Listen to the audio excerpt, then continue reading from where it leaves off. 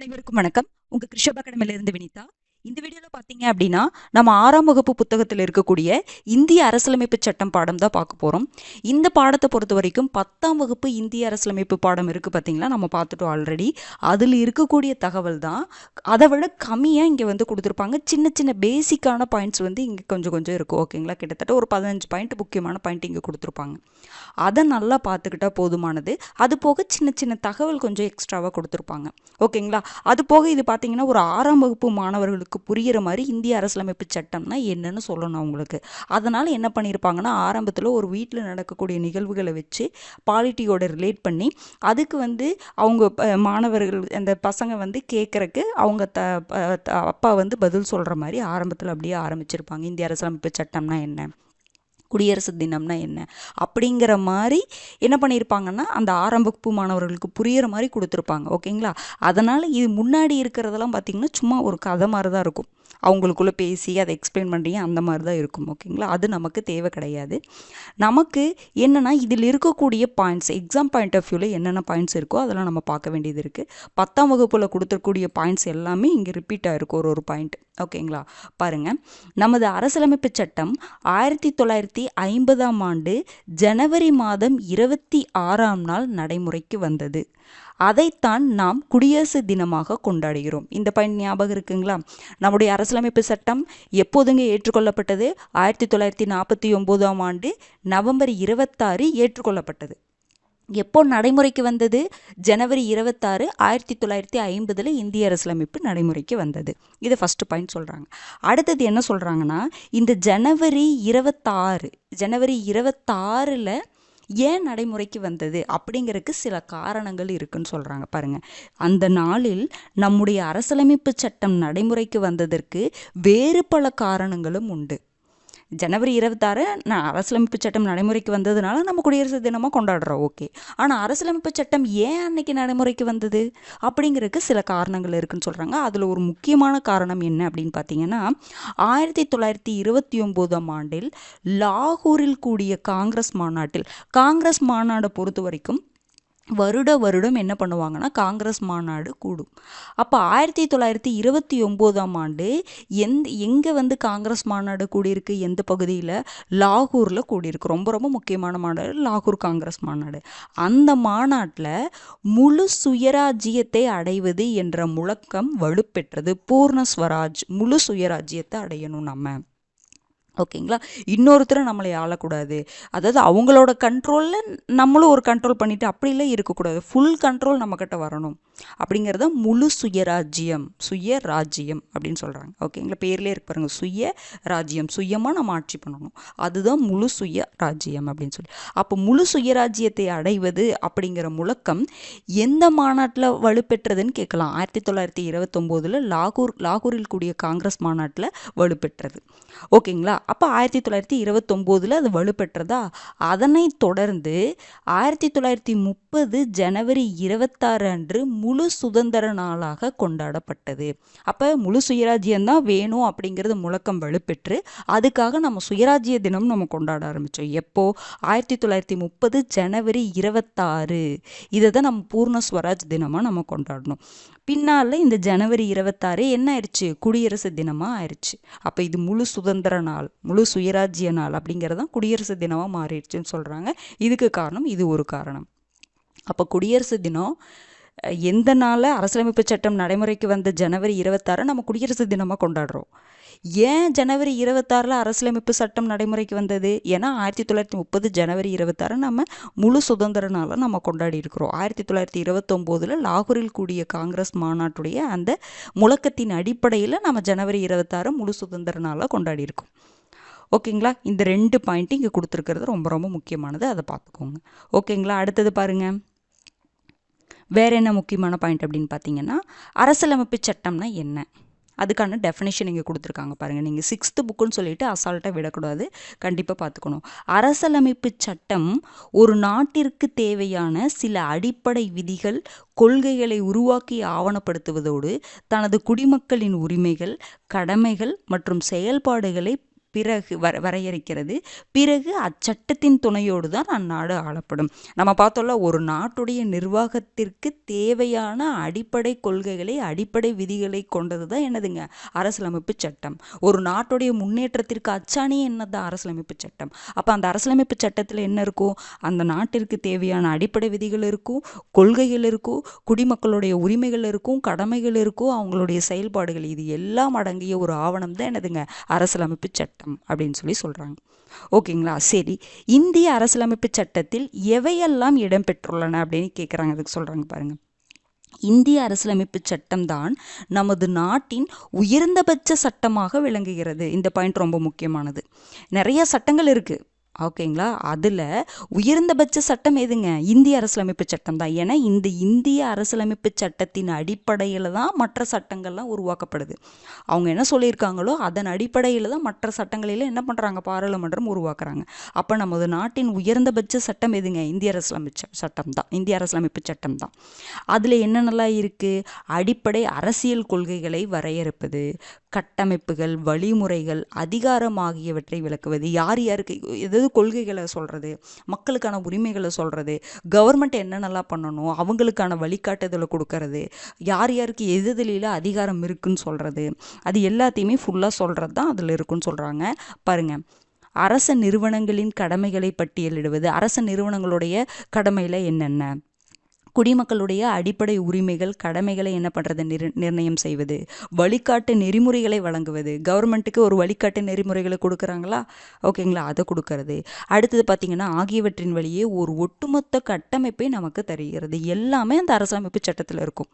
மக்களுக்கான உரிமைகளும் கடமைகளும் இருக்கும், கவர்மெண்ட்டுக்கான அறிவுறுத்தல்களும் இருக்கும், அரசு நிறுவனங்களுடைய அந்த கடமைகளும் இருக்கும் அப்படின்னு சொல்கிறாங்க. சரி, அடுத்தது பாருங்க. சரி, இப்போ இந்த அரசியலமைப்பு சட்டம் உருவாக்கப்பட்டுச்சு இல்லைங்களா? எப்படி உருவாக்கப்பட்டுச்சு? நம்ம முன்னாடியே பார்த்துட்டோம். எப்படிங்க? அரசியலமைப்பு நிர்ணய சபை தான் என்ன பண்ணியிருப்பாங்க, அரசியலமைப்பை உருவாக்கியிருப்பாங்க அப்படின்னு பார்த்தோம்ல, அதுதான் பாருங்க. அரசமைப்பு சட்டத்தை உருவாக்கும் நோக்கில் இந்தியாவின் பல்வேறு பகுதிகளைச் சேர்ந்த 389 உறுப்பினர்கள் கொண்ட இந்திய அரசமைப்பு நிர்ணய மன்றம் என்ற அமைப்பு 1946ஆம் ஆண்டு உருவாக்கப்பட்டது. இதன் தலைவராக முனைவர் ராஜேந்திர பிரசாத் தேர்ந்தெடுக்கப்பட்டார். நம்ம ஞாபகம் இருக்குங்களா? அரசியலமைப்பு எதால் உருவாக்கப்பட்டது? அரசியலமைப்பு நிர்ணய சபை அப்படின்னு சொல்லிட்டு ஒரு சபையை ஃபஸ்ட்டு உருவாக்குனாங்க. அந்த அரசியலமைப்பு நிர்ணய சபையில் எத்தனை பேர் இருந்தாங்க? 389 உறுப்பினர்கள் இருந்தாங்கன்னு பார்த்தோமா? அந்த 389 உறுப்பினர்களில், இது 10th பார்த்தோம், அதனால தான் நான் பார்த்தோமான்னு சொல்கிறேன், ஓகேங்களா? 389 உறுப்பினர்களில் 292 பேர் மாகாண பிரதிநிதிகள், 93 பேர் சுதேச அரசுகளின் நியமன உறுப்பினர்கள், 3 பேர் மாகாண முதன்மை ஆணையர்கள், ஒருத்தர் பலுச்சிஸ்தான் சார்பில் ஒருவர் அப்படின்னு பார்த்தோமா? இந்த வேல்யூ ஞாபகம் இருக்குங்களா? ஒரு டைம் ரிவைஸ் பண்ணிக்கோங்க, ஓகேங்களா? அப்போ 389 பேர் இருக்கக்கூடிய ஒரு அரசியலமைப்பு நிர்ணய சபை தான். நிர்ணய மன்றம்னால ஒன்று தான் நிர்ணய சபை. இந்த நிர்ணய சபை தான் அரசியலமைப்பு சட்டத்தை என்ன பண்ணுச்சு, உருவாக்குச்சுன்னு சொல்கிறாங்க. இதன் பாருங்கள், நிர்ணய மன்றம் என்ற அமைப்பு எப்போ அமைக்கப்பட்டது? 1946ஆம் ஆண்டு அமைக்கப்பட்டது. கேபினெட் மிஷன், கேபினெட் குழு இருக்குது பார்த்தீங்களா? கேபினெட் குழு திட்டத்தின் கீழ் என்ன பண்ணியிருப்பாங்கன்னா 1946 அரசியலமைப்பு நிர்ணய சபையை உருவாக்கியிருப்பாங்க அப்படின்னு சொல்லிட்டு பார்த்தோம். இதன் தற்காலிக தலைவர் யாருங்க? சச்சிதானந்த சின்ஹா. அவர் இறந்துருவார். அதுக்கப்புறம் தான் நிரந்தர தலைவராக ராஜேந்திர பிரசாத் தேர்ந்தெடுக்கப்பட்டார். 10th பார்த்துட்டு இதை பாருங்கள், அதை பார்க்காம இதை பார்க்காதீங்க, ஓகேங்களா? 10th பார்த்துட்டு பார்த்தீங்கன்னா தான் நான் ஏன் நடுவில் எக்ஸ்ட்ரா பாயிண்ட் சொல்கிறேன்னு உங்களுக்கு புரியும், ஓகேங்களா? அப்போ ஃபஸ்ட்டு தற்காலிக தலைவராக பார்த்தீங்கன்னா யார் தேர்ந்தெடுக்கப்பட்டாங்கன்னா சச்சிதானந்த சின்ஹா. அவர் இறந்ததை தொடர்ந்து ராஜேந்திர பிரசாத் நிரந்தர தலைவராக தேர்ந்தெடுக்கப்படுறாங்க, ஓகேங்களா? அதுபோக இந்த அமைப்பில் இடம்பெற்றிருந்த வேறு முக்கிய ஒரு 389 பேர் இருந்திருக்கிறாங்க, ஓகேங்களா? அதில் ராஜேந்திர பிரசாத் தலைவர்னு பார்க்குறோம், சச்சிதானந்த சின்ஹா இருக்கிறாங்கன்னு பார்க்குறோம். இது போக வேறு ஏதாவது முக்கியமான உறுப்பினர்கள்லாம் இதில் யார் யார் இருந்திருக்காங்க அப்படின்னா, ஜவஹர்லால் நேரு இருந்திருக்காரு, நமக்கு தெரிஞ்சவங்க இவங்கள. ஜவஹர்லால் நேரு, சர்தார் வல்லபாய் படேல் இருந்திருக்காங்க, மௌலானா ஆசாத் அவர் இருந்திருக்காரு, எஸ் ராதாகிருஷ்ணன் இருந்திருக்காங்க. பாருங்கள், பெண்களில் பாருங்கள், விஜயலட்சுமி பண்டிட் இருந்திருக்காங்க, சரோஜினி நாயுடு இருந்திருக்காங்க. இதெல்லாம் ரொம்ப முக்கியமானது. இவங்கள இது மாதிரி உட்பட பலர் இந்த அமைப்பில் இடம்பெற்றிருக்கிறாங்க. அப்போ இதில் முக்கியமாக பார்த்தீங்கன்னா மகாத்மா காந்தி இருக்க மாட்டார், புரிஞ்சுதுங்களா? மகாத்மா காந்தி இதில் இருக்க மாட்டார், ஞாபகம் வச்சுக்கோங்க, உறுப்பினராக இருக்க மாட்டார். அப்போ ஜவஹர்லால் நேரு இருந்திருக்காரு, சர்தார் வல்லபாய் படேல் இருந்திருக்காங்க, மௌலானா ஆசாத் இருந்திருக்காரு, எஸ் ராதாகிருஷ்ணன் இருந்திருக்காரு, விஜயலட்சுமி பண்டிட், பெண்களில் விஜயலட்சுமி பண்டிட், சரோஜினி நாயுடு இவங்கெல்லாம் இருந்திருக்கிறாங்க. ஓகேங்களா? ஏன்னா இந்த பேரெல்லாம் கொடுத்துட்டு இவங்க அரசியலமைப்பு நிர்ணய சபையில் இடம் பெற்றாங்களா அப்படின்னு சொல்லி கேட்பாங்க. அதை பார்த்துக்கோங்க. அடுத்தது பாருங்க. சரி, அப்போ இந்த அரசியலமைப்பு நிர்ணய சபையில் 389 பேர் இருக்கிறாங்கன்னு நம்ம பார்த்தோம்ல. பெண் உறுப்பினர்களும் இப்போ 2 பேரை நம்ம பார்த்தோம், விஜயலட்சுமி பண்டிட்டு, சரோஜினி நாயுடுன்னு 2 பேர் பார்த்தோம். இன்னுமே நிறைய பேர் இருந்திருக்காங்க. அப்போ இந்த 389 பேரில் எத்தனை பெண் உறுப்பினர்கள் இருந்தாங்க அப்படின்னா 15 பெண் உறுப்பினர்கள் இந்த அமைப்பில் இடம்பெற்றிருந்தனர். அரசியலமைப்பு நிர்ணய சபையில் 389 பேரில் பெண் உறுப்பினர்கள் 15 பேர் இருந்திருக்கிறாங்க. ஓகேங்களா? இது ஒரு முக்கியமான ஃபேக்ட். அடுத்தது பாருங்க, நம்ம முன்னாடியே நம்ம சொன்னது தான், நம்முடைய இந்த அரசியலமைப்பு நிர்ணய சபையில் நிறையா குழுக்கள் இருக்கும். நிறையா குழுக்களில் எல்லா குழுக்களும் சேர்ந்து என்ன பண்ணியிருப்பாங்க, இந்த அரசியலமைப்பு சட்டத்தை உருவாக்கியிருக்காங்க. அதில் ஒரு முக்கியமான குழு என்னதுங்க, வரைவு குழு. அந்த வரைவு குழுவுடைய தலைவர் யார், டாக்டர் BR அம்பேத்கர். ஓகேங்களா? அந்த வரைவு குழுவில் எத்தனை பேர் இருக்காங்க, 7 பேர். 7 பேர் கொண்ட அரசியலமைப்பு சட்ட வரைவு குழு உருவாக்கப்பட்டு அதன் தலைவராக அம்பேத்கர் தேர்ந்தெடுக்கப்பட்டார். இந்த வரைவு குழுவின் ஆலோசகராக PN ராவ் நியமிக்கப்பட்டார். ரொம்ப முக்கியமானது, இது ஒரு எக்ஸ்ட்ராவா பாயிண்ட். அப்போ நிறைய குழுக்கள் உருவாக்குனாங்க, அதில் ஒரு குழு தான் வரைவு குழு. ஓகேங்களா? வரைவு குழு எப்போ அமைக்கப்பட்டதுன்னா ஆகஸ்ட் 29, 1947. அது அந்த வேல்யூ நோட் பண்ணிக்கோங்க. ஆகஸ்ட் 29, 1947 வரைவு குழு உருவாக்கப்படுது. அரசியலமைப்பு நிர்ணய சபையில் இருக்கக்கூடிய ஒரு குழு தான் வரைவு குழு. 1949 ஆகஸ்ட் 29, 1947 உருவாக்கப்படுது. அந்த வரைவு குழுவில் 7 பேர் இருக்கிறாங்க. அதில் டாக்டர் BR அம்பேத்கர் தான் தலைவர். இந்த வரைவு குழுவுடைய ஆலோசகராக யாராக இருக்கிறாங்க, PN ராவ் அவர்கள் இருக்காங்க. புரிஞ்சுதுங்களா? இவர் உறுப்பினர் கிடையாது, PN ராவ் உறுப்பினர் கிடையாதுங்க வரைவு குழுவில். இவர் அந்த வரைவு குழுவுக்கான ஆலோசகர். அம்பேத்கர் உறுப்பினர், அது போக தலைவர். அப்போ வரைவு குழுவில் 7 பேர் இருக்காங்கல்ல, அந்த 7 பேர் யார் யாருன்னு சொல்கிறேன், நோட் பண்ணி வச்சுக்கோங்க. அம்பேத்கர், டாக்டர் அம்பேத்கர் அவர் தான் தலைவர். ஃபஸ்ட்டு அம்பேத்கர் அவர் தான் தலைவர். அடுத்தது சொல்லட்டுங்களா, கோபாலசுவாமி ஐயங்கார். செகண்ட் யாருங்க, கோபாலசுவாமி ஐயங்கார். கோபாலசுவாமி ஐயங்கார். மூணாவது யாருன்னா அல்லாடி கிருஷ்ணசாமி ஐயர். அல்லாடி கிருஷ்ணசாமி ஐயர். அல்லாடி கிருஷ்ணசாமி ஐயர். நாலாவது KM Munshi. KM Munshi. KM Munshi. அஞ்சாவது சையத் முகமது ஷாதுல்லா. சையத் முகமது ஷாதுல்லா. வரைவு குழுவில் இருக்கக்கூடிய ஒரே முஸ்லீம் உறுப்பினர் இவர் தான், சையத் முகமது ஷாதுல்லா. ஆறாவது யாருன்னா N மாதவ்ராவ். ஆறாவது யாருன்னா N மாதவ்ராவ். மாதவ்ராவ். ஏழாவது பார்த்தீங்கன்னா TT கிருஷ்ணமாச்சாரி. ஏழாவது யாருன்னா TT கிருஷ்ணமாச்சாரி. இந்த 7 பேர்த்த சொல்கிறேன், நோட் பண்ணிக்கோங்க மறுபடியும். டாக்டர் அம்பேத்கர் அவர் தான் தலைவர். கோபாலசுவாமி ஐயங்கார், அல்லாடி Krishnasamy Iyer, KM Munshi, Syed Mohammed Saadulla, N Madhavrao, TT Krishnamachari. 7 பேரை நோட் பண்ணிட்டீங்களா? இதில் ஒரு முக்கியமான தகவல் நோட் பண்ணிக்கோங்க. ஆறாவதாக ஒருத்தரை சொன்னேன்ல, N மாதவ்ராவ். அவர் பார்த்தீங்கன்னா N மாதவ்ராவுக்கு முன்னாடி யார் இருப்பாங்கன்னா PL மிட்டர்னு ஒருத்தர் இருப்பார். மிட்டர், மிட்டர். ஓகேங்களா? மிட்டர்னு ஒருத்தர் இருப்பார், PL மிட்டர் அப்படின்னு சொல்லிட்டு. அவர் என்னன்னா அவர் விலகிடுவார். அவர் விலகினதுனால தான் யார் வருவாங்க, மாதவ்ராவ் வருவாங்க. புரிஞ்சிச்சுங்களா? அதாவது PL மிட்டர்னு ஒருத்தர் இருப்பார், அவர் விலகிடுவார், அதனால மாதவ்ராவ் வருவார். அடுத்தது ஏழாவதாக ஒருத்தர் சொன்ன பார்த்தீங்களா, TT கிருஷ்ணமாச்சாரி. அவருக்கு முன்னாடி யார் அந்த இடத்துல இருப்பாங்கன்னா TP கைத்தான். TP கைத்தான் அவரும் மறைஞ்சிருவார், அதாவது இறந்துருவார். TP கைத்தான் அவர் இறந்துருவார். அவர் இறந்ததுனால தான் யார் வருவாங்க, TT கிருஷ்ணமாச்சாரி வருவாங்க. புரிஞ்சுதுங்களா? யாருக்கு பதிலாக யார் வர்றாங்க, மிட்டருக்கு பதிலாக மாதவ்ராவ் வருவார், TP கைத்தானுக்கு பதிலாக TT கிருஷ்ணமாச்சாரி வருவாங்க. அப்போ மொத்தம் 7 பேர்னா ஃபஸ்ட்டு நான் சொன்ன அந்த 7 பேர் தான் சொல்லணும். அதாவது மிட்டருக்கு பதிலாக மாதவராவ் வருவார், டிபி கைத்தானுக்கு பதிலாக டிடி கிருஷ்ணமாச்சாரி வருவாங்க. இது ரொம்ப முக்கியமானது. ஓகேங்களா? சரி, அடுத்தது பாருங்க. இந்த குழுவின் முதல் கூட்டம் 1946ஆம் ஆண்டு டிசம்பர் 9ஆம் தேதி நடைபெற்றது. இந்த குழு வரைவு குழுவுடைய முதல் கூட்டம் கிடையாதுங்க. அரசியலமைப்பு நிர்ணய சபையுடைய முதல் கூட்டம் 1946ஆம் ஆண்டு டிசம்பர் 9ஆம் தேதி நடைபெற்றது. அன்றே அரசியலமைப்பு சட்டத்தை எழுதும் வேலைகள் தொடங்கிவிட்டது. நம்ம முன்னாடியே பார்த்தோம்ல, அரசியலமைப்பு நிர்ணய சபையுடைய முதல் கூட்டம் 1946ஆம் ஆண்டு டிசம்பர் 9ஆம் தேதி நடைபெற்றதுன்னு பார்த்தோம். ஓகேங்களா? பாருங்க, அண்ணல் அம்பேத்கர் இந்திய அரசியலமைப்பு சட்டத்தின் தந்தை என அழைக்கப்படுகிறார்.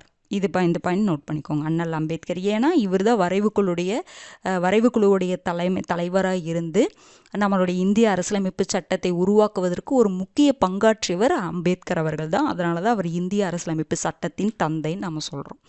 ஓகேங்களா? சரி, அடுத்தது நம்மளுடைய இந்திய அரசியலமைப்பு எதை அடிப்படையாக கொண்டு எழுதினார்கள்? இவ்வளோ பிரிவுகள் இருக்குல்ல, இவ்வளோ பகுதிகள் இருக்குது, இவ்வளோ அட்டவணைகள் இருக்குது, எதை அடிப்படையாக கொண்டு எழுதப்பட்டது அப்படின்னு பார்த்தீங்கன்னா, இக்குழுவினர் இங்கிலாந்து, அமெரிக்கா, அன்றைய சோவியத் ரஷ்யா, பிரான்ஸ், சுவிட்சர்லாந்து உட்பட 60 நாடுகளின் அரசியலமைப்பு சட்டங்களை வாசித்து அவற்றிலிருந்து சிறப்பான பகுதிகளை முன்மாதிரியாக கொண்டு நமது அரசியலமைப்பு சட்டத்தை உருவாக்கினர்.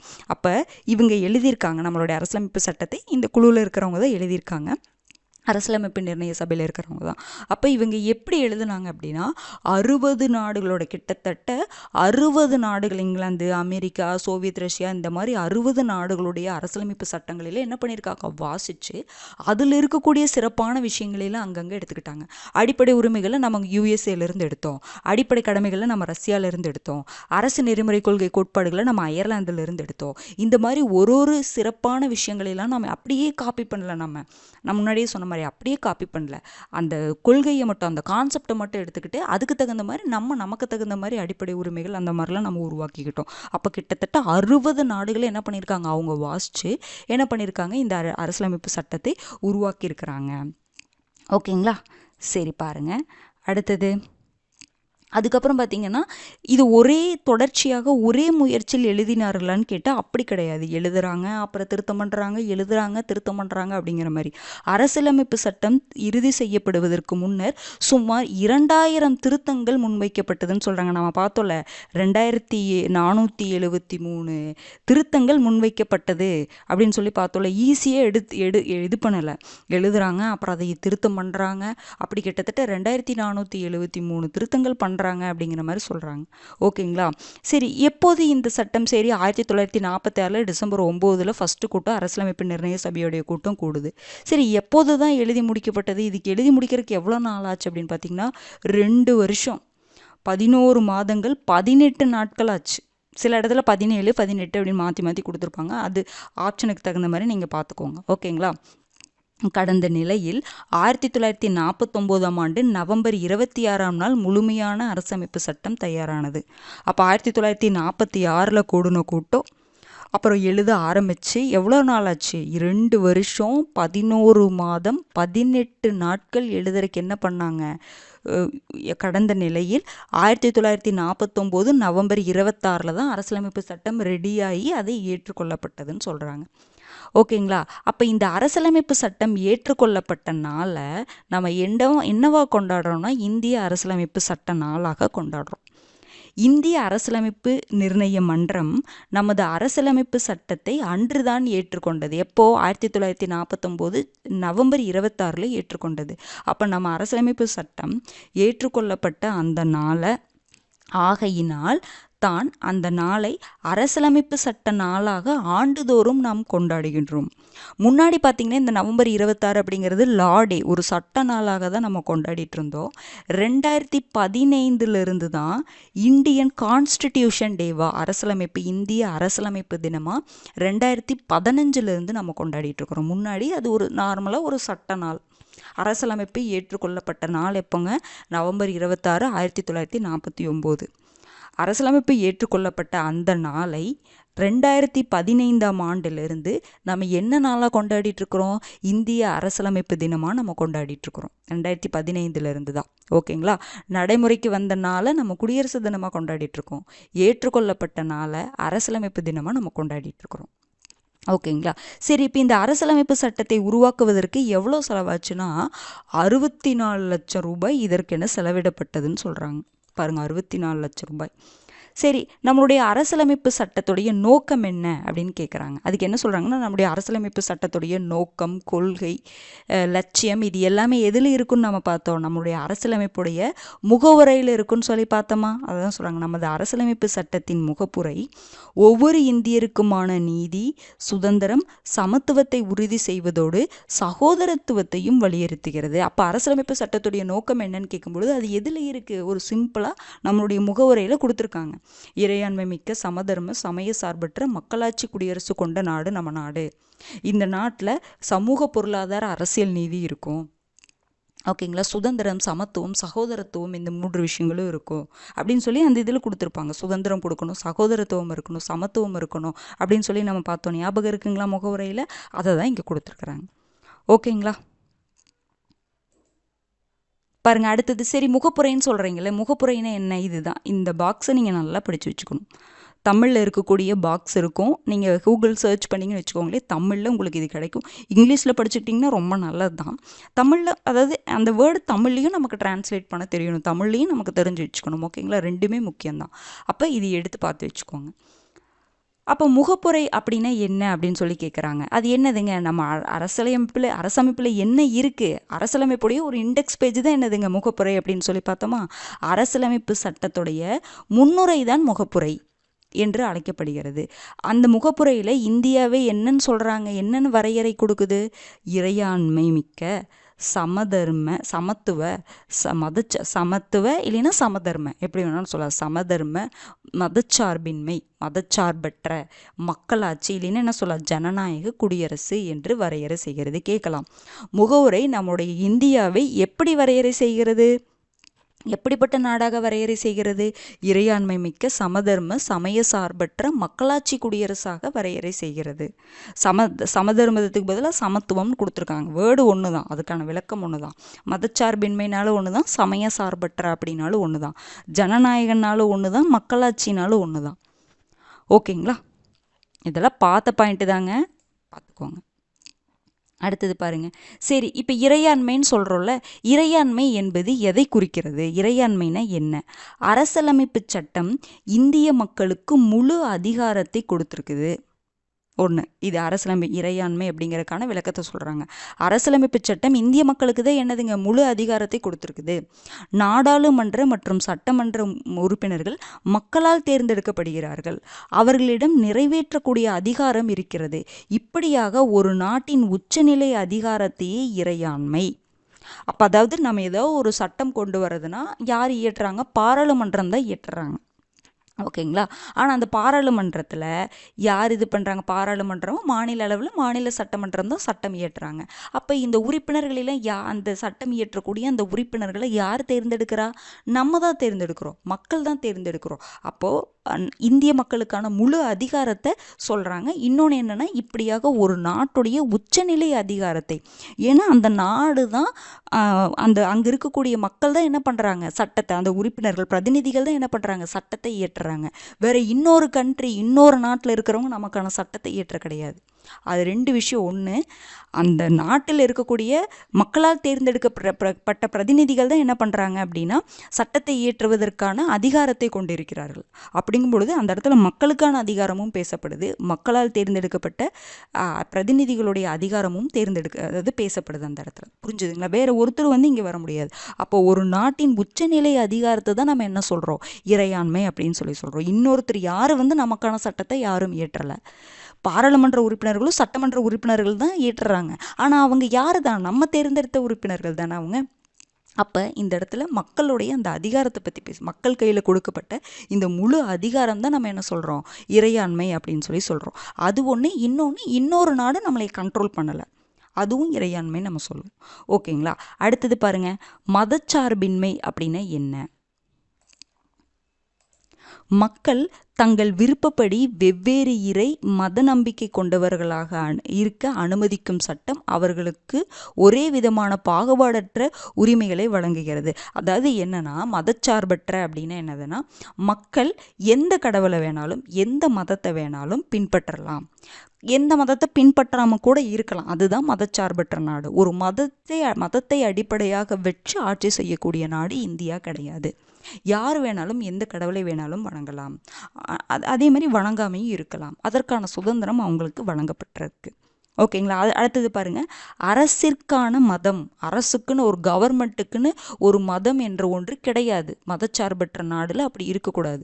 அரசுக்குன்னு ஒரு மதம் கிடையாது என்பதால் அரசு அனைத்து மதங்களையும் ஒரே தளத்தில் வைத்தே பார்க்கிறது. இதுதான் மதச்சார்பற்ற நாடு. அரசுக்கு மக்கள் எந்த கடவுளை வேணாலும் வணங்கிக்கலாம். அதே மாதிரி கவர்மெண்ட்டுக்குன்னு ஒரு மதம் கிடையாது. அதனால் ஒரு மதத்தின் அடிப்படையாக கொண்டு என்ன பண்ணலை, ஆட்சி பண்ணலை. எல்லா மதத்தையும் ஒரே தளத்தில் வைத்து தான் அரசு பார்க்கிறது. இதுதான் மதச்சார்பற்ற நாடுன்னு சொல்கிறோம். அடுத்தது பாருங்க, இந்திய அரசு சட்டமன்றத்தின் வழியே தான் ஆளப்படுகிறதா? ஆமாம், சட்டமன்றம்னா என்னதுங்க? சட்டம் இயற்றக்கூடிய மன்றம். மத்திய அளவில் நாடாளுமன்றம், மாநில அளவில் மாநில சட்டமன்றங்கள், சட்டமேலவை, அதெல்லாம் நம்ம என்னன்னு பின்னாடி பார்ப்போம். அப்படி இல்லையா அப்படின்னு சொல்லி கேட்குறாங்க. அதாவது சட்டமன்றத்தின் வழியே தான் ஆளப்படுகிறதா? ஆமாம். ஏன்னா சட்டமன்றம் தான் என்ன பண்ணுறாங்க, மாநில சட்டமன்றம் சரி மத்திய சட்டமன்றம், அவங்க தான் என்ன பண்ணுறாங்க, சட்டம் இயற்றுறாங்க. அதன் அடிப்படையில் அது இந்த நாடு நிர்வகிக்கப்படுது. அவ்வளோதான். இந்திய அரசியலமைப்பு சட்டமானது என்ன சொல்லுதுன்னா, மாநில மற்றும் ஒன்றிய அரசுகள் சட்டமன்ற ஆட்சி முறையை பின்பற்றி ஆட்சி செய்ய வழிவகை செய்துள்ளது. நம்முடைய இந்திய அரசியலமைப்பு சட்டத்தில் என்ன சொல்கிறாங்க அப்படின்னா, நம்ம எந்த ஆட்சி முறையை பின்பற்றோம்னு சொல்கிறாங்கன்னா, பார்லிமெண்ட்ரி ஃபார்ம் ஆஃப் கவர்மெண்ட். ஒரு சட்டமன்றம் இருக்கணும். பார்லிமெண்ட்ரி ஃபார்ம் ஆஃப் கவர்மெண்ட்னா என்னென்னா, பாராளுமன்றம் இருக்கணும். சட்டம் இயற்றுவதற்கான ஒரு சட்டமன்றம் இருக்கணும். அந்த சட்டமன்றத்தில் யார் உறுப்பினர்களாக இருக்கணும்? மக்களால் தேர்ந்தெடுக்கப்பட்டவர்கள் அங்கே பிரதிநிதிகளாக இருக்கணும். அவங்க என்ன பண்ணுவாங்கன்னா, சட்டம் இயற்றுவாங்க. அந்த சட்டத்தின் அடிப்படையில் அந்த நாடு நிர்வகிக்கப்படும் அப்படின்னு சொல்கிறது தான். இந்த அமைப்பின்படி நிறைவேற்று அதிகாரம் யாருக்கிட்ட இருக்கு? சட்டமன்றத்தின் கூட்டு பொறுப்பாக இருக்கு. அப்போ அதான் சொல்கிறேன். அப்போ இந்த பார்லிமெண்ட்ரி ஃபார்ம் ஆஃப் கவர்மெண்ட்னா என்னன்னா, அந்த அமைப்பின்படி ஒரு சட்டத்தை நிறைவேற்றக்கூடிய அதிகாரம், உருவாக்கும் அதிகாரம், அதை நிறைவேற்றக்கூடிய அதிகாரம் யார்கிட்ட இருக்குது? சட்டமன்றத்தின் கையில் தான் இருக்குது. அந்த சட்டமன்றத்தில் மக்களால் தேர்ந்தெடுக்கப்பட்ட பிரதிநிதிகள் தான் அங்கே இருக்காங்க. ஓகேங்களா? கூட்டு பொறுப்பாக சட்டமன்றத்தின் கூட்டு பொறுப்பாக தான் அந்த அதிகாரம் இருக்கும். அதிக உறுப்பினர்களை கொண்ட கட்சி ஆட்சி அமைக்கும். இதுதான் பார்லிமெண்ட்ரி ஃபார்ம் ஆஃப் கவர்மெண்ட்டோடைய விளக்கம். பார்லிமெண்ட்ரி ஃபார்ம் ஆஃப் கவர்மெண்ட்னா அங்கே ஒரு சட்டமன்றம் இருக்கும். அந்த சட்டமன்றத்தில் மக்களால் தேர்ந்தெடுக்கப்பட்ட பிரதிநிதிகள் இருப்பாங்க. எந்த கட்சிக்கு அதிக உறுப்பினர்களுடைய சப்போர்ட் இருக்குதோ அவங்க தான் ஆட்சி பண்ணுவாங்க. அவ்வளோதான். அதுதான் பார்லிமெண்ட்ரி ஃபார்ம் ஆஃப் கவர்மெண்ட் அப்படின்னு சொல்லி சொல்கிறாங்க. ஓகேங்களா? சரி, அடுத்தது பாருங்க, அடிப்படை உரிமை என்றால் என்ன? நம்ம முன்னாடியே பார்த்தோமா, பகுதி 3 ஆர்டிகல் 12லிருந்து 35 வரைக்கும் உங்களுக்கு என்ன கொடுத்துருப்பாங்க? அடிப்படை உரிமை பற்றி கொடுத்துருப்பாங்க. ஒவ்வொரு குடிமகனுக்கும் மிக தேவையான உரிமைகள் என்னதுங்க? அடிப்படை உரிமைகள். அடிப்படை உரிமைகள் முன்னாடி 7 அடிப்படை உரிமைகள் இருந்தது. இப்போ எவ்வளோ இருக்குது? 6 அடிப்படை உரிமைகள் இருக்குது. 44வது அரசியலமைப்பு சட்ட திருத்தம் 1978 மூலமாக ஆர்டிகல் 31 சொத்துரிமை நீக்கப்பட்டு அது சட்ட உரிமையாக வைக்கப்பட்டது. அப்போ இப்போ எவ்வளோ இருக்கு? 6 அடிப்படை உரிமைகள் இருக்கு. என்னென்ன உரிமை? சமத்துவ உரிமை, சம உரிமை, சுதந்திரமாக செயல்படக்கூடிய உரிமை, அடுத்தது சுரண்டலுக்கு எதிரான உரிமை, சமய சுதந்திர உரிமை, அடுத்தது கல்வி கலாச்சார பெருமுரிமை. இந்த 5வது அடிப்படை உரிமை பார்த்தீங்கன்னா சிறுபான்மையினருக்கான உரிமைகள் அப்படின்னு சொல்லிட்டு நம்ம பார்த்தோம். நீங்கள் 10th பார்த்துட்டு இதை பாருங்கள். 10th லெசன் நம்ம கம்ப்ளீட் பண்ணிட்டோம்ல, அதை பார்த்துட்டு இதை பாருங்கள். அப்போ தான் ஈஸியாக இருக்கும். அடுத்தது சட்டத்திற்குட்பட்டு அரசியலமைப்பு சட்டத்திற்குட்பட்டு தீர்வு காணக்கூடிய உரிமை. இதுதான் இந்த அடிப்படை உரிமைகள் 6. சமத்துவ உரிமை பார்த்தீங்கன்னா ஆர்டிகல் 14லிருந்து 19 வரைக்கும். 18 வரைக்கும். சுதந்திரமாக செயல்படும் உரிமை பார்த்தீங்கன்னா ஆர்டிகல் 19லிருந்து 22 வரைக்கும். சுரண்டலுக்கு எதிரான உரிமை பார்த்தீங்கன்னா ஆர்டிகல் 23, 24.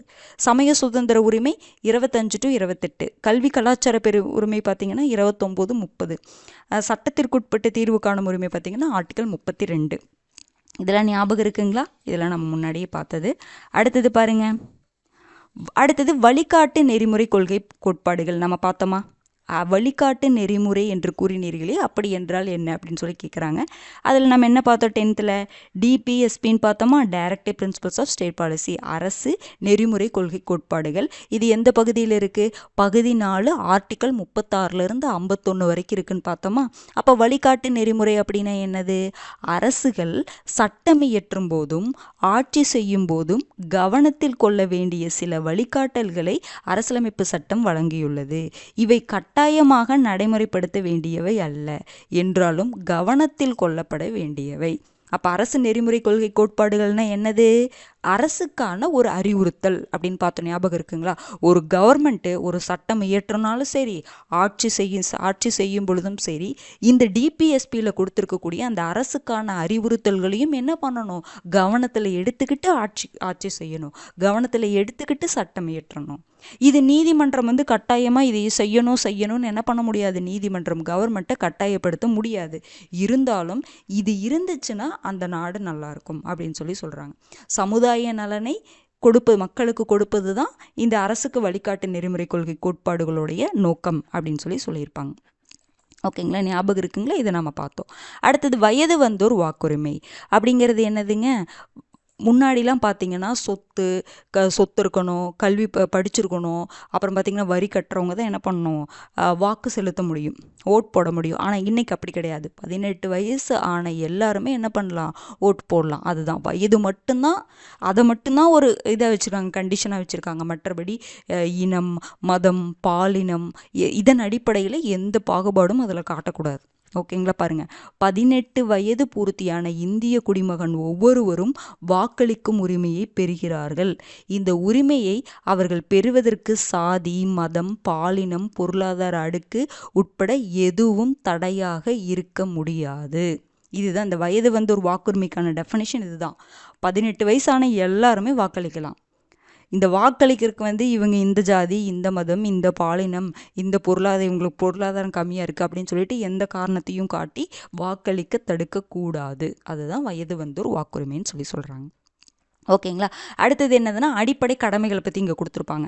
அடிப்படை கடமைகள் எந்த பகுதியிலிங்க இருக்குது? பகுதி 4A 51A. அரசியலமைப்பு ஏற்றுக்கொள்ளப்பட்ட பொழுது அடிப்படை கடமைகள் கிடையாது. அதுக்கப்புறம் 1976 42வது அரசியலமைப்பு சட்ட திருத்தத்தின் மூலமாக தான் அடிப்படை கடமைகளை கொண்டு வராங்க.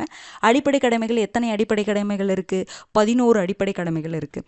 ஃபஸ்ட்டு 1976 கொண்டு வரும் பொழுது எத்தனை அடிப்படை கடமைகள் இருந்துச்சு? 10 அடிப்படை கடமைகள் தான் இருந்துச்சு. 11வது அடிப்படை கடமை 2002 86வது சட்ட திருத்தத்தின் மூலமாக தான் கொண்டு வராங்க. ஓகேங்களா. இந்த 11 அடிப்படை கடமைகளை நம்ம 10th புக்கில் பார்த்தோம், ஞாபகம் இருக்குங்களா? 10th நீட்டாகவே கொடுத்துருப்பாங்க. இதில் கூட எல்லா பாயிண்ட்டும் கலந்த மாதிரி கொடுத்துருப்பாங்க. 10th 11 அடிப்படை கடமைகளும் ஆர்டராக கொடுத்துருப்பாங்க. ஆர்டிக்கல் நான் கூட சொன்னேன், ஆர்டிக்கல் 51A எதை சொல்லுது, ஆர்டிக்கல் 51A கிளாஸ் B என்ன சொல்லுது அப்படின்னு சொல்லிட்டு உங்களுக்கு எது வரை இருக்கும்? 51AK வரைக்கும் இருக்கும். சொன்னாங்களே, இந்த 11 அடிப்படை கடமைகளும் கலந்து இங்கே அப்படி நம்ம படிக்கக்கூடாது, ஆர்டராக படிக்கணும். இதை நீங்கள் எதில் பார்த்துக்கோங்க, 10th புக்கில் நம்ம எடுத்துட்டோம். இந்த அடிப்படை கடமைகளை எடுத்துட்டோம் ஃபுல்லாகவே. இந்த 11 அடிப்படை கடமைகளும் நீங்கள் என்ன பண்ணிக்கணும்? தரவோ ஒரு டைம் ரிவைஸ் பண்ணிக்கோங்க. ஆல்ரெடி படிச்சிட்டிங்க, இது ஒரு டைம் என்ன பண்ணிக்கோங்க? ரிவைஸ் பண்ணிக்கோங்க. ஓகேங்களா. அடுத்தது பாருங்கள். இந்த பாக்ஸில் கொடுத்துருப்பாங்க. அரசியலமைப்பு சட்ட வரைவு குழுவில் எத்தனை பேர் இருப்பாங்க? 7 பேர் இருப்பாங்க. நம்ம முன்னாடியே பார்த்துட்டோம். Doctor B.R. அம்பேத்கர், என் கோபாலசுவாமி ஐயங்கார், K.M. முன்ஷி, சையத் முகமது ஷாதுல்லா இருந்தாங்க, என் மாதவராவ், T.T. கிருஷ்ணமாச்சாரி, அல்லாடி கிருஷ்ணசாமி இவங்கெல்லாம் இருந்திருக்காங்க அப்படின்னு சொல்லி நான் அந்த 7 பேரை நான் சொல்லிட்டேன். அதுவே போதுமானது. ஓகேங்களா. அக்குழுவின் தலைவராக, இந்த வரைவு குழுவுடைய தலைவராக யார் இருப்பாங்க? Doctor B.R. அம்பேத்கர் தான் இருப்பாங்க. அக்குழுவின் தலைவரான டாக்டர் B.R. அம்பேத்கர் நமது அரசியலமைப்பு சட்டத்தை உருவாக்கிய முதன்மை சிற்பி. அரசியலமைப்பு சட்டத்தை உருவாக்கிய முதன்மை சிற்பி யாருன்னு கேட்டால் யாருங்க? Doctor B.R. அம்பேத்கர் தான். இந்த ஒரு பாயிண்ட்டை நோட் பண்ணிக்கோங்க. அடுத்தது பார்த்தீங்கன்னா நமது அரசியலமைப்பு சட்டம் உருவான போது எத்தனை ஆர்டிக்கல் இருந்துச்சு? 395 சட்டப்பிரிவுகள். உறுப்புகள்னாலும் சட்டப்பிரிவுகள்னாலும் ஒன்று தான். 22 பகுதிகள் இருந்துச்சு, 8 அட்டவணைகள் இருந்துச்சு. நமது அரசியலமைப்பு சட்டம் உருவாக்கப்பட்ட பொழுது 395 ஆர்டிக்கல், 22 பகுதிகள், 8 அட்டவணைகள் இருந்துச்சு. இப்போ எவ்வளோ சட்டப்பிரிவுகள் இருக்குது? 448 இருக்குது, 25 பகுதிகள் இருக்குது, 12 அட்டவணைகள் இருக்குது. 448 உறுப்புகள். இதுதான் அக்யூரேட்டான ஒரு இது கொடுத்துருக்காங்க. சில புக்கெல்லாம் ஸ்டாண்டர்டான புக்கிலலாம் பார்த்தீங்கன்னா 470 கொடுத்துருக்காங்க. நீங்கள் இந்த 448 470 ரெண்டையுமே பார்த்து வச்சுக்கோங்க, ஓகேங்களா? அதை மாறி மாறி கொடுத்துருக்காங்க. அப்போ 448 ஆர்டிக்கல், 25 பகுதிகள், 12 அட்டவணைகள் இப்போ இருக்குது. ஆரம்பத்தில் எவ்வளோ இருந்துச்சுன்னு நீங்கள் தெரிஞ்சுக்கணும். ஓகே, அடுத்தது பாருங்கள், நம்ம அரசியலமைப்பில் எல்லாமே நம்ம என்ன பண்ணலாம்? திருத்தங்கள் பண்ணலாம் அப்படின்னு சொல்லி பார்த்தோம்ல. அப்போ பாருங்கள், இந்திய அரசியலமைப்பு சட்டம் 30/10/2021 வரை 105 முறை திருத்தப்பட்டிருக்குன்னு சொல்கிறாங்க. இப்போது ரீசண்டாக அப்டேட்டடான இன்ஃபர்மேஷன் என்னென்னா 106 முறை திருத்தப்பட்டிருக்கு.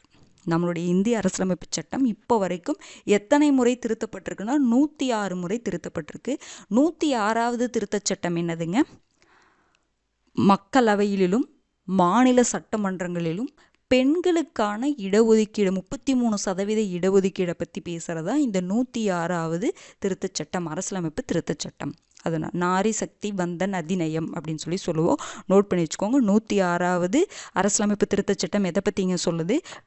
பெண்களுக்கு மாநில சட்டமன்றங்களிலும் மக்களவையிலும் 33% இடஒதுக்கீடை பற்றி பேசுகிறதா 106வது அரசியலமைப்பு சட்ட திருத்தம். இது வரைக்கும் 106 முறை திருத்தப்பட்டிருக்கு. ஓகேங்களா? அவ்வளோதான்.